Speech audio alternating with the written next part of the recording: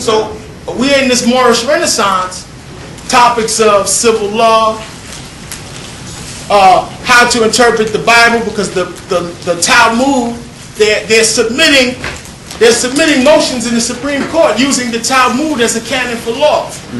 This displaces you and I, who don't have access to those law books. Those law books, however, are connected to the Bible, and in the Midrash it says that if you do not understand a biblical text, refer to Kabbalah. Use number and word symbolisms to understand the law. So now we, in the Moorish Renaissance, the ancestors from the past, who we are, because you are the ancestors. You know that? Do you understand that we're in this whole quantum thing where they're promoting the idea that it's memory which is the reality? The only thing that's real is what you remember and what you project to the future. So this is what we're going to be talking about. So next week, we're going to be on the 11th. We're going to be at 124 West 124th Street at the Hiram Grand Lodge. We're going to Harlem for next week's message. Next week's message is actually not even a lecture, it's a class. And that's biblical exegesis. So in that class, I'm going to be removing myself out as the middleman, and you're going to be able to approach the text and challenge it on your own. Okay? Where nobody can tell you how to interpret it. You will be given the tools next week, if you so choose to attend, the tools to do your own biblical exegesis. And then on the 18th, we're going to expose the Hollywood agenda for the kingdom of your mind. Okay? Yeah. And Where is that? And the 18th, we're going to be here. On the 11th, we're going to be 124 West 124th Street at the Hiram Grand Lodge in the Blue Room. That's at, y'all know, y'all going to come when y'all feel like it. I don't like being 2 o'clock, that means 10 to us.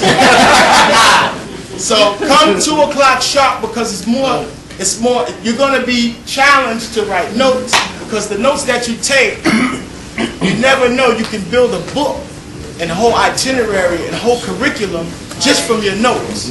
So your notes and what you take from these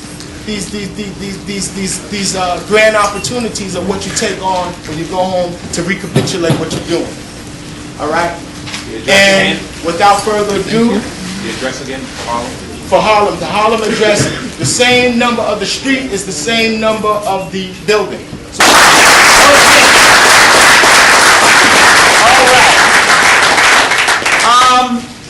Last time I was here, I told you, and piggybacking off what I said before we went to the break, that you have to do, and it's ironic, it's real eerie, because I told the people, you know, you have to do ceremony for conscious people, because, damn, that food you bought had some hair in it, but I know it ain't mine because it was stringy. Nah, it's all good. But anyway, I said that you must do a ceremony. You must do a ceremony for conscious people if they go. You know, you don't have to get all, you know, basically, one of the main ones you can do is you can call on Anubis. Put him on a leash, put the leash in you imagine these things. Everything is creative visualization. You put the leash in the person you want to be led hand, so whatever relative is, you put the leash, or whatever person is conscious, you put the leash in his hand and tell Anubis to guide that particular person where it needs to go. And Anpu or Anubis, which is an intelligence, will actually do it. That's one of the, and you do it in your mind. Now the ceremony you do, that's a whole other thing. You can make whatever you want. These things, we're talking spirit, and a lot of spirit now is not necessarily getting so damn technical. You don't have to do all these technical things. You see what I'm saying? So you just do it from the heart. You see what I'm saying? Like when they say use the force, you see, you do it from the heart. You do it from whatever comes up. You see what I'm saying? So that's one of the keys. And I was telling people about this, and then I went home, and 4 days later, my mother didn't make the transition. She basically, her assignment was up, and she went in the room, and the Kundalini energy started and ran up her back, and she exploded and burnt up and took the house, you know, and burnt down everything, and basically went to the next realm. Well, a couple of minutes later, we had bats running around my house, and she died in South Carolina. We had bats flying around the house in Atlanta. And then she came through and she said, it's essential that you find out how I died, because, you know, she said, that's going to answer a lot of questions. It wasn't until she passed on that Thursday. It wasn't until that Monday, when the fire marshal called and said, we don't know, we baffled. We done took her to Charleston, South Carolina. We did an autopsy, and we don't know how this happened. We don't know what happened. All we know is we're just going to settle out and say it was something in the kitchen just to be official. That's to sign the death certificate. But when she said it, I said, okay, you spontaneously combusted as and not the way white folks do, just the energy gets so powerful until they just burn up. Basically, she left the realm and the fire came behind her and engulfed everything. And so that's when I found out that we always knew she was a special being, but I didn't know she was one of these goddesses that was hiding out until some entities came to get the light, and I had to put a protection force around her until we go to do the ceremony the next day. So we did the same, we did a ceremony and took her through a gateway. And it was ironic because that night before the bats came, then I found out that the house had burned up and they was looking for her or whatever. A brother and sister named Bob and Juliet came by to show us a Kuan Yin, which I talked about the last time we was here, to show us an actual Kuan Yin figure that they bought, and they bought this actual Kuan Yin. Move it over something. Move it this way. Yeah, to show us a Kuan Yin figure that they had bought, and then the bats came. So it's interesting that Kuan Yin was residing over my mother, as well as the goddess Tara, that I'll show in a few minutes. But anyway, this is the interesting part about this. Back in how you show how synchronicity happens. Back in 1994, we had a spiritual seer named Tarsili. She used to kick with Valentine a little bit back in the day, and you probably some of y'all met her at the meeting of the masters back in the day. She gave me my mother's spiritual name, and she said it was Mentep Sing Sing. So that was in 94. So when I went down to Mullen, South Carolina, I told my mother that her spiritual name was Mentep Sing Sing, and she was like, Mentep Sing Sing, that sounds Asian.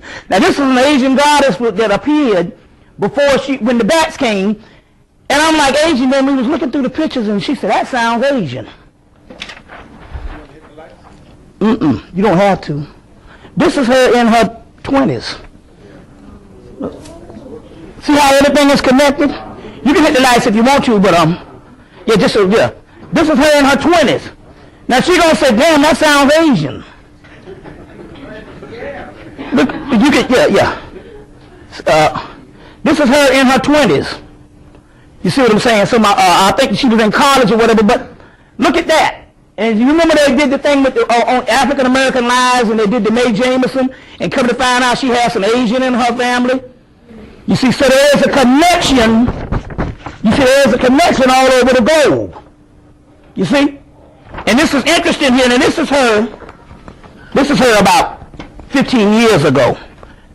This is her about 15 years ago. I should have got a better picture. But this is her about 15 years ago. You know, you can still see some of this. But this is her in college. You see what I'm saying? Now that's amazing. So when she made that statement, and then this goddess Kuan Yin came through, which a year before came through and said, I'm worshipped by millions of Asians and also Japanese, Thailand. She said, but I want to come to help black people because I'm the goddess of compassion. So if nobody really likes you, you got a friend in her. You know what I'm saying? Like they say, Jesus may love you, but I hate you, and I think you're an asshole. That's a bumper sticker. Which is a good one. Jesus may love you, but I think you're an asshole. That's a bumper sticker. But if all things fail, you got a friend in Kuan Yin. But I just want to say, this is how things, we talk about synchronicity, how everything is coming together. You understand that? So I just want